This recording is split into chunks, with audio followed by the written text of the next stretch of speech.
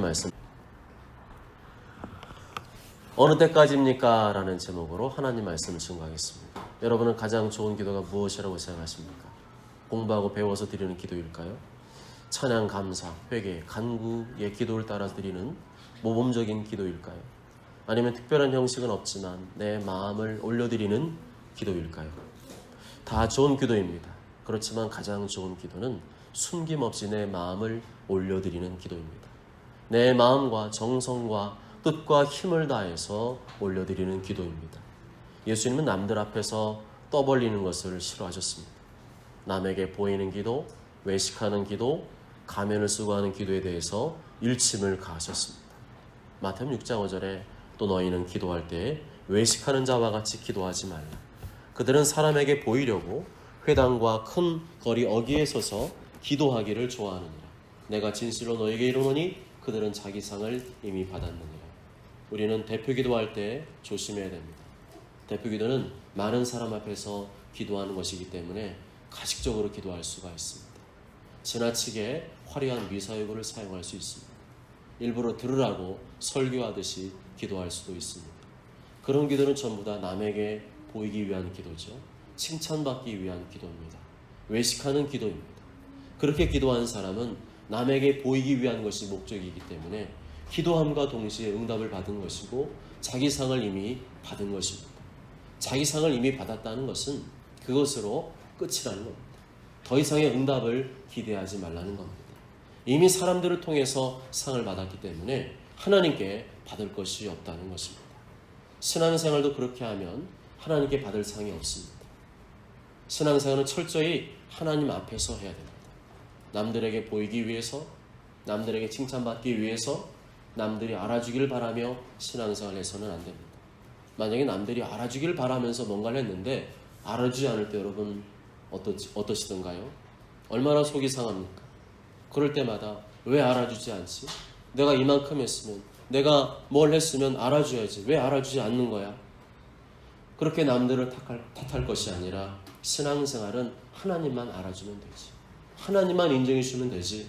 내가 또 엉뚱한 생각을 했구나 하면서 돌이켜야 될 것입니다. 예수님은 싫어하는 것과 좋아하는 것이 분명하셨습니다. 예수님은 옳은 것과 그른 것이 분명하셨습니다. 두리뭉실하게 말씀하지 않으셨어요. 예수님은 사람 눈치 보면 말씀하지 않으셨습니다. 예수님은 아주 쿨하게 이 시대에 오셨다면 아주 쏘 쿨한 그런 분으로 오셨을 겁니다. 물론 다른 사람과 대화할 때는 상처받지 않도록 부드럽게 표현하는 기술이 필요하겠지요. 그렇지만 자기 자신을 향해서는 그렇게 부드럽게 대해서는 안 됩니다. 말씀을 선포할 때도 그렇게 해서는 안 됩니다.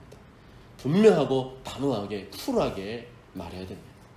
예수님께서 기도에 대해 설교하실 때에도 그렇게 하셨습니다. 가식적으로 기도하는 바리새인들이 바로 눈앞에 있었거든요. 근데 대놓고 얘기하셨어요. 그 사람들의 반응을 봐가면서 말씀하지 않으셨습니다. 마태복음 6장 6절에 너는 기도할 때 내 골방에 들어가 문을 닫고 은밀한 중에 계신 내 아버지께 기도하라. 은밀한 중에 보시는 내 아버지께서 갚으시리라 말씀합니다. 기도는 누구에게 칭찬받기 위해서, 존경받기 위해서, 남에게 보이기 위해서 하는 것이 아니라 기도의 대상은 오직 하나님이시라는 겁니다. 그 중요한 것을 왜 까먹고 있느냐는 거죠. 천주교는 마리아 이름을 부르며 기도합니다. 마리아의 기도하는 것은 비성경적이고 잘못된 것입니다. 마리아 석상을 만들어 놓고 그 앞에 조아리고 마리아 이름을 부르며 기도하는 것은 아주 잘못된 것입니다. 석상을 만든 것은 10계명 중에 제2계명을 어긴 것이고 마리아에게 기도하는 것은 기도의 대상이 빗나간 것입니다. 우상숭배 안 한다고 하면서 행위로는 다 하고 있는 것이죠. 마리아는 특별한 존재가 아니라 우리와 똑같은 죄인일 뿐입니다. 잠시 그 육신을 빌어서 예수님을 이 땅에 태어나게 하신 도구에 불과합니다. 거기에다가 인위적으로 어거지로 성경에도 없는 특별한 의미와 가치를 부여하는 것은 성경에서 벗어난 것입니다. 마리아는 훌륭한 믿음의 인물일 수는 있어도 절대로 기도의 대상이 아닙니다. 자칭 죽은 성인들에게 기도하는 건 역시 비성경적인 것이며 우상숭배이며 기도의 대상이 빗나가도 한참 빗나간 것입니다. 나아가 천주교 신부에게 고해성사하는 것도 잘못된 것입니다. 고해성사는 하나님께 하는 것이죠. 나의 죄를 사하실 권세는 오직 하나님밖에 없습니다. 그리스도는 모두 왕같은 제사장이기 때문에 누구를 거쳐서가 아니라 내가 직접 하나님께 나의 죄를 고백하고 용서를 받으면 되는 것입니다. 또한 베드로는 일대 교황이 아닙니다. 예수님은 베드로라고 하는 연약한 죄인 위에 교회를 세운다고 하시지 않았고 베드로의 신앙 고백 위에 교회를 세운다고 하셨습니다. 인간이 하나님의 영광을 가로채서는 안 됩니다. 인간이 하나님의 자리에 오르고 하나님이 받으셔야 될 회개와 기도와 영광을 가로채는 것은 매우 이상한 일이고 매우 중대하고 큰 죄를 짓는 일입니다. 기도의 대상은 하나님이십니다. 기도할 때는 하나님께만 집중해야 됩니다. 아무도 없는 골방에 가서 아무도 모르게 은밀히 해야 됩니다. 다른 사람에게 보이기를 거부하고 다른 사람의 보이는 것을 포기하고 오직 하나님께만 집중하는 것입니다. 아멘. 그러면 은밀한 기도란 무엇일까요? 남들이 내가 뭐라 했는지 그 기도 내용을 모르는 기도입니다. 하나님께만 자신의 감정을 감추지 않고 있는 그대로 쏟아내는 기도입니다. 나를 화나게 하고 열받게 하는 사람에 대한 분노까지도 감추지 않는 기도입니다. 사람 앞에서는 분노를 다 그대로 드러낼 수 없잖아요. 적당하게 자신의 분노를 감추면서 할 때가 있습니다. 만일에 자신의 분노를 다른 사람에게 다 드러내면 어떻게 될까요? 인간관계에 어려움이 생깁니다. 인간관계가 틀어지고 상대방에게 좋지 않은 감정과 상처를 주게 됩니다. 그로 인해서 여러 가지 손해와 갈등과 부작용이 뒤따르게 됩니다. 그러나 하나님 앞에서는 마음껏 자신의 감정을 토해도 됩니다. 더럽고 악한 감정을 토해내야 됩니다. 토해내지 않으면 마음에 미움이 생기고 스트레스가 생기고 그 결과 육체의 질병까지도 찾아올 수 있습니다. 하나님께 괴롭고 답답한 심정을 토해내시기 바랍니다. 내 안에 더러운 찌꺼기를 토해내시기 바랍니다. 다른 데 가서 욕하지 말고 하나님 앞에서 욕하세요.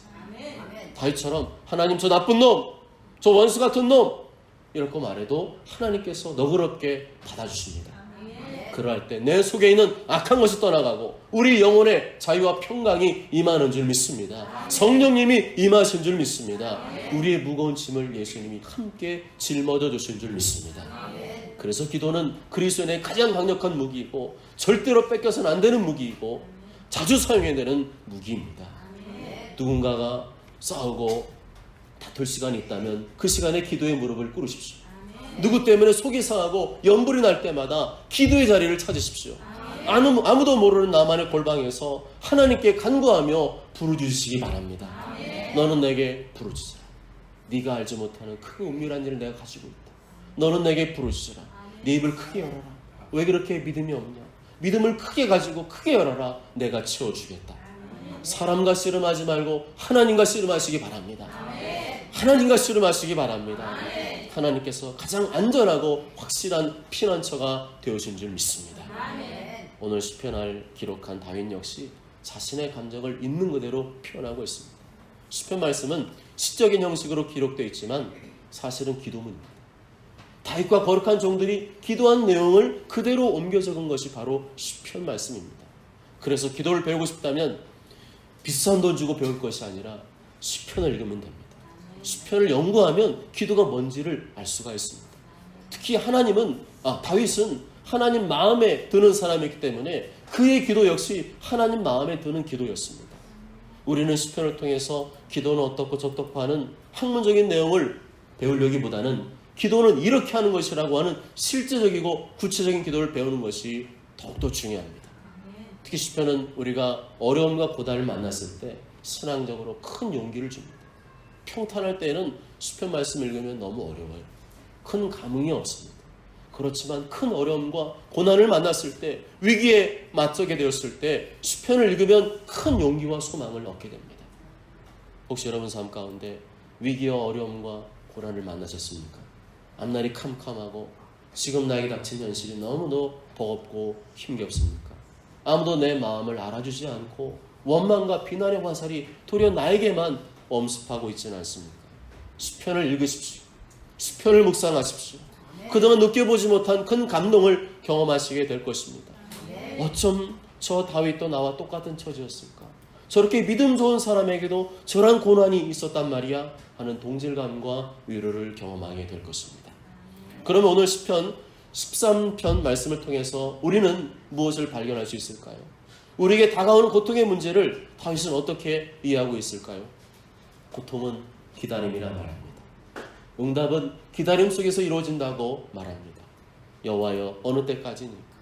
주의 얼굴을 나에게서 어느 때까지 숨기시겠나이까? 마음에 근심하기를 어느 때까지 하오며 내 원수가 나를 치려 자랑하기를 어느 때까지 하리이까? 어느 때까지니까? 라는 말은 내가 언제까지 기다려야 됩니까? 라는 말입니다. 언제까지 기다려야 응답해 주실 겁니까? 너무 오래 기다려서 이제는 지쳐갑니다. 나 쓰러지기 전에 빨리 응답해 주세요. 그런 뜻 아닙니까? 훌륭한 믿음의 사람들은 하나같이 기다림의 훈련을 통과한 사람들입니다. 40년간 광야에서 양치기를 살았던 모세, 25년간 약속하신 아들을 기다렸던 아브라함, 13년간 애굽에서 노예와 죄수로 살아있던 요셉, 이들은 모두 다 기다림이라는 훈련을 통과한 사람들입니다. 기다림의 훈련을 통과했기에 그들은 응답을 경험했습니다. 기다렸기에 믿음의 사람이 되었습니다. 그렇지만 그렇게 길 줄은 몰랐어요. 그렇게 더디게 응답할 줄은 아무도 몰랐습니다. 그럴 줄 알았으면 그 인간 안 만나는 건데, 그럴 줄 알았으면 거기다 투자하지 않는 건데, 너무 기다림이 오래 걸리니까 성경의 인물들도 하나같이 탄식을 했습니다. 여호와여 어느 때까지니까? 하나님 언제까지입니까? 도대체 언제까지 기다려야 됩니까? 1절 말씀 함께 읽으실까요? 1절 시작. 여호와여 어느 때까지니까? 잊으시나이까? 주의 얼굴을 나에게서 어느 때까지 숨기시겠나이까? 아멘. 고통받는 것도 힘든 일이지만 언제까지 고통을 받아야 하는지를 모르고 사는 것 자체가 또 다른 고통입니다. 언제까지 고통을 받으면 되는지를 모르고 산다는 사실 자체가 우리에게 고통인 것이죠. 여러분은 기도하시면서 언제까지 기다릴 수 있습니까? 아주 통 크게 3일? 아니면 일주일? 그래도 내가 믿음이 있는데, 내가 신앙생활 좀 했는데 3개월? 6개월? 그런데 그게 아니라 1년 단위로 넘어간다고 생각을 해보십시오. 그게 쉬운 일일까요? 그런데 실제로 많은 기도의 응답은 1년을 넘어갑니다. 별거 아닌 거야. 뭐 그거는 기도 솔직히 열심히 안 해도 되는 문제들이 많이 있어요. 그런데 진짜 어려운 문제, 진짜 힘든 문제는 그게 몇 개월 한다고 되는 문제가 아닙니다. 연 단위로 진행되는데 1년이 아니라 3년, 5년, 10년, 어떨 때는 그 모세와 같이 아브라함과 같이 수십 년 단위로 넘어갈 때가 있어요. 가족 구원을 위해서 기도하시잖아요. 그 가족이 기도하신 지 얼마나 됐습니까? 한 1년 기도하니까 돌아오던가요? 아닙니다. 보통 수년이고 10년, 20년, 30년, 어떨 때는 임종하는 순간에 꼴까닥 할 때 그때 예수님 영접하는 경우도 있습니다. 그런데 생각보다 많은 그리스도인들이 일찌감치 기도를 포기합니다. 다른 사람 기도는 다 들으셔도 내 기도는 안 들으시는가 보다 하고 착각을 합니다. 그런 분들에게 제가 이런 질문을 던져볼까요? 정말로 하나님 내 기도를 안 듣고 계실까요? 정말로 하나님 내 기도에 관심이 없으실까요? 정말로 내 기도는 수준이 낮아서 안 들으시는 것일까요? 이렇게 질문하면 정답이 나오죠. 아니에요. 하나님은 내 기도에 아주 관심이 많으시고 지금도 여전히 듣고 계시고 수준과 상관없이 응답해 주길 원하신 줄 믿습니다. 아멘. 그러면 기도는 할 만한 거잖아요. 그렇지만 그래도 우리는 너무 자주 착각합니다. 주님, 나를 잊으셨죠? 주님, 어디 숨으셨습니까? 주님, 내 기도 듣기나 하고 계신 거예요? 왜 이런 사역이 될까요? 왜 이런 하소연이 나오게 될까요? 고통 자체도 힘들지만 기다리는 것이 고통이라는 거예요. 왜 하나님은 째깍째깍 응답해 주지 않고 뜸을 들이실까요? 왜 하나님은 단번에 해결해 주지 않고 그렇게 오래 뜸을 들이시는 걸까요? 왜 성령님은 단번에 치유하시지 않고 뜸을 들이며 몇 번씩 속고쳐 다가가려고 그렇게 치유하시는 것일까요? 훈련하려고 하시는 거예요. 기도의 훈련. 고통을 빨리 제거하면, 질병을 빨리 제거하면, 문제를 빨리 제거하면 그만큼 기도도 빨리 그만두거든요. 하나님 입장에서는, 우리 입장에서는 빨리 응답했으면 좋겠는데 하나님 입장에서는 그 고통을 빨리 제거하지 않아야 그 옆에 붙어서 기도하거든요. 자식들에게 일찌감치 재산을 물려주면 안 됩니다. 이건 제 말이 아니라 전문가들이 하는 말이에요. 다 물려주면 그때부터 부모님은 천막이 돼요. 그거라도 붙들고 있으니까 아쉬운 소리 하면서 찾아오는 거지. 다 줘버리면 대하는 태도가 싹 바뀌어요. 그전엔 있을 때는 와서 굽신굽신하고 아양도 떨더니 다 젖버리잖아요. 그 다음에는 와서 차갑게 대합니다. 할 말 다 합니다. 안 그래도 찬밥인데 더 찬밥이 되셔야 되겠습니까? 어르신 여러분만 아멘. 그러면 하나님께서 어떻게 하셔야 옳습니까? 단번에 해결해 주셔야 되겠습니까? 아니면 좀 길게 느려주셔야 될까요? 우리의 마음은 단번에, 하나님 마음은 좀 길게 누르셔. 기도를 잘 안 하는 고집된 사람일수록 어떻게 대하셔야 될까요? 잔인하지만 더 길게, 엿가락처럼 더 길게 누리셔야 돼요. 우리는 다 죄인입니다. 우리는 누구 할 것 없이 다 얍삽한 구석이 있어요. 화장실 급할 때는 팔을 동동 그러면서 기도까지 해요. 주여, 저 녀석 빨리 나오게 해주세요. 저 할 것 같아요. 그런데 볼일을 다 마치고 나오면 헛기침하고 나오는 게 우리의 모습 아닙니까? 그렇다면 고난이 우리에게는 유익, 고난을 통해서 배우는 게 있습니다. 고난 때문에 기도하게 되고, 기도하다가 기도를 배우게 되고, 나중에는 기도하는 것이 습관이 됩니다. 그래서 끝까지 기도 안 하고 버티는 사람은 성화가 잘 안 돼요. 변화가 잘 안 일어납니다. 문제와 어려움과 질병을 줘서 기도하려고 하시는데 끝까지 기도 안 하는 사람은 어떻게 하나님의 사람으로, 기도의 사람으로, 성령의 사람으로 변화될 수 있겠습니까? 하나님의 뜻은 고난을 통해서 내가 변화되는 것이고 내가 기도하는 사람이 되는 것인데, 그걸 모르고 있으면 하나님을 향한 마음 문이 닫히게 됩니다. 하나님을 원망하게 됩니다. 심지어는 하나님은 안 계신 거 아니야? 그런 착각까지 하게 됩니다. 우리 주변에 신앙생활을 오래 했어도 기도를 안 하는 사람이 의외로 많습니다. 기도를 하는 사람도 날마다 기도의 자리를 지키는 사람이 드뭅니다. 기도를 하는 것도 쉽지 않지만 날마다 끊임없이 기도의 자리를 지키는 것은 더더욱 어려운 일입니다. 그럼 하나님께서 무엇을 통해서 우리의 기도 훈련을 시키실까요? 무엇을 통해서 기도하게 만드실까요? 기도에 관한 설교를 제가 1년 내내 하면 여러분 기도하실 것 같아요? 기도할 때마다 제가 상품권을 10,000원짜리 준비해서 아유 기도 잘하셨습니다. 새벽 기도 끝날 때 문 앞에 서서 아이고, 그러면 기도 열심히 잘할까요? 잠깐은 하겠지만 가장 확실하고 정확한 방법은 고난을 통해서입니다.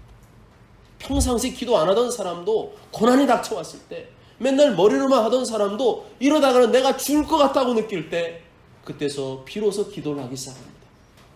그런데도 끝까지 이빨 깨물고 기도 안 하는 사람이 있다면 그 사람은 불신자일 거예요.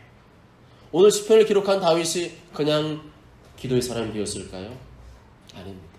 그 훌륭한 믿음을 가진 다윗도 그가 그렇게 될 수 있었던 것은 바로 고난과 환난이 닥쳐왔기 때문에 그도 기도의 사람이 되었습니다. 2절 말씀 다 함께 읽습니다. 시작. 나의 영혼이 번민하고 정일토록 마음에 근심을 하리라.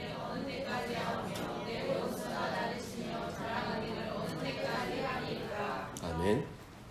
내가 나이롱으로 신앙생활 할 때는 내 믿음이 너무 나이롱이라서 그런가 보다 하고 회개하면 되지만, 문제는 다윗 정도는 안 되어도 나름대로 신앙생활을 잘 하려고 하고 남들보다 더 열심히 신앙생활 하려고 하는데 고난이 닥쳐올 때입니다. 질병의 고통, 물질의 고통, 예기치 못한 사고 등을 만날 때가 있습니다. 정말 다윗의 고백대로 하루 종일 내 영혼이, 내 마음이 번민하고 근심하고 고민할 때가 있습니다. 그 중에서도 가장 고통스러운 때는 인간과의 갈등 속에 찾아오는 고통입니다. 내 원수가 나를 치며 자랑하기를 어느 때까지 하리이까. 이 말은 사람 때문에 힘들다는 거예요. 사람 때문에 너무너무 고통스럽다는 겁니다.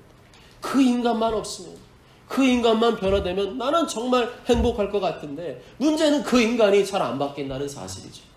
그래서 그 인간을 마주하면 심장박동이 빨라집니다.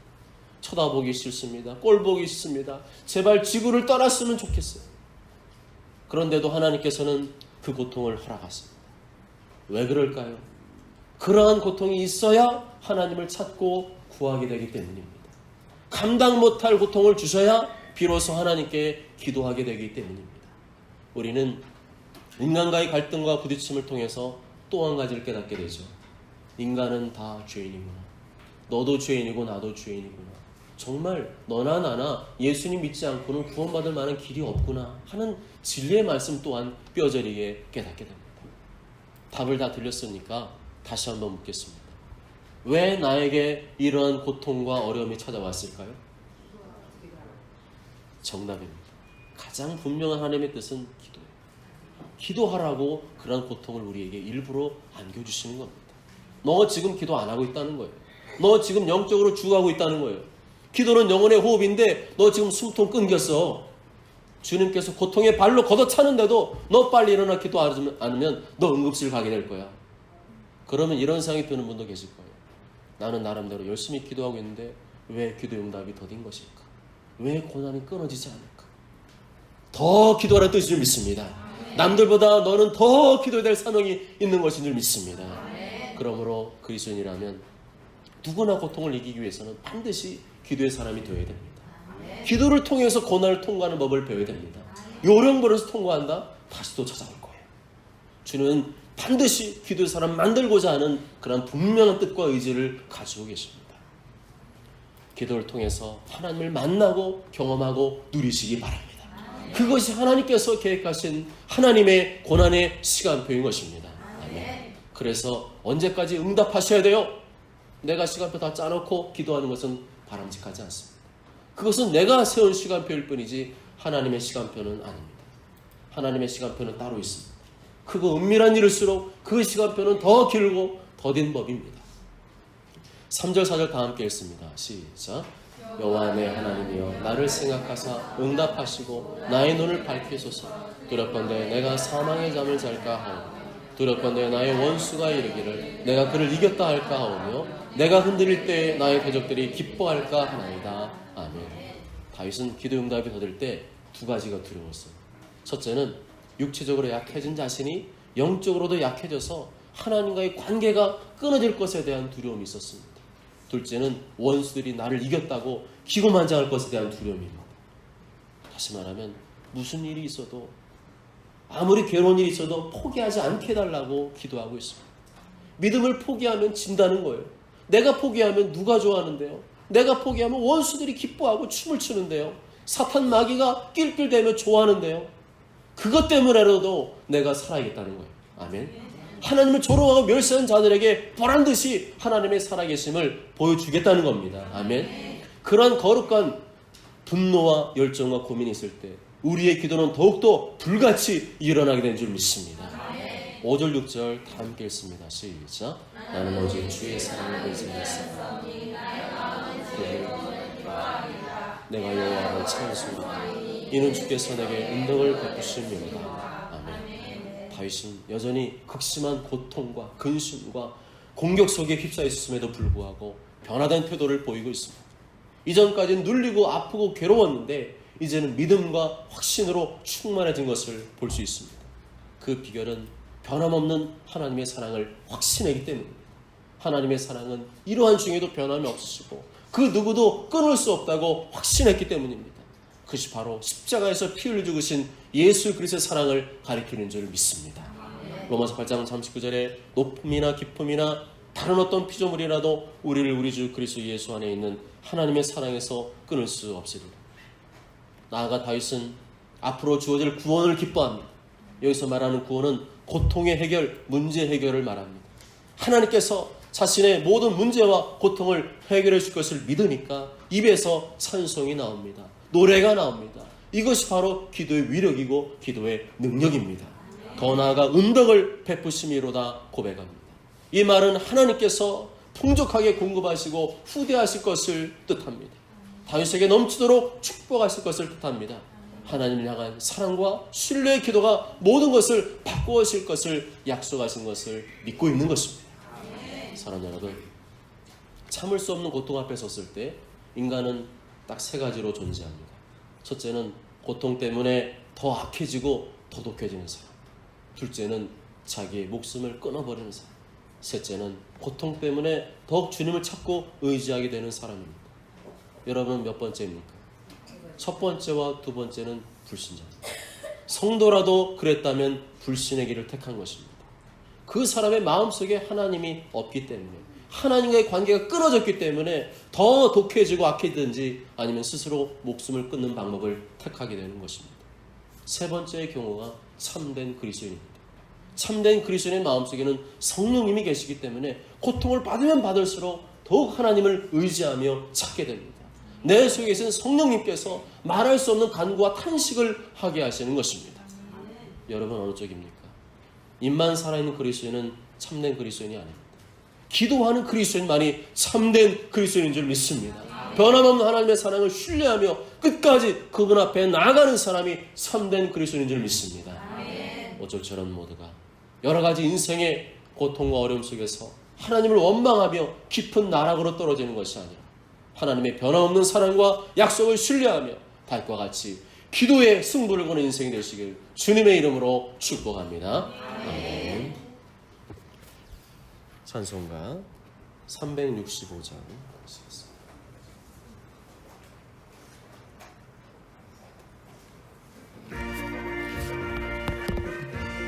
속에 근심 있는 사람 주 예수 앞에 아뢰어라. 슬픈 마음 있을 때에라도 주 예수께 아뢰라. 주 예수 앞에 아뢰어라. 주 우리의 친구니 무엇이나 근심하지 말고 주 예수께 아뢰라. 눈물 나며 깊은 한숨 쉴 때 주 예수 앞에 아뢰어라. 은밀한 죄 내게 있더라도 주 예수께 아뢰라.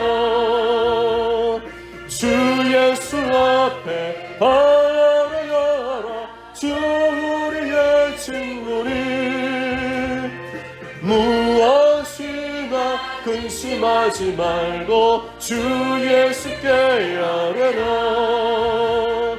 괴로움과 두려움 있을 때에 주 예수 앞에 아뢰어라. 내일 일을 염려하지 말고 주 예수께 아뢰라. 주 예수 앞에 아뢰어라. 주 우리의 친구니 무엇이나 근심하지 말고 주 예수께 아뢰라. 죽음 앞에 겁을 내는 자여 주 예수 앞에 아뢰어라. 하늘나라 바라보는 자여 주 예수께 아뢰라. 주 예수 앞에 아뢰어라. 주 우리의 친구니 무엇이나 근심